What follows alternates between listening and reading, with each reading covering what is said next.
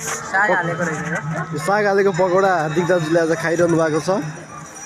अङ्कलले चाहिँ खानु भएन, यहाँ हाम्रो बहिनीले बनाइरहेको छिन्।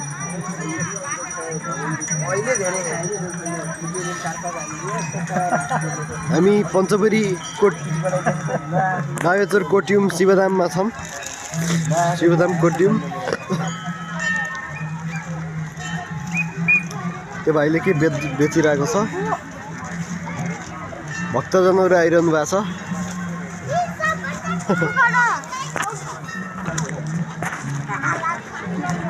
यस्तो यस्तो विभिन्न परिकारहरू आइरहेका छन्। सुन्तला खान मन लागिरहेको छ। हार्दिक दाजु सुन्तला खाऊँ न।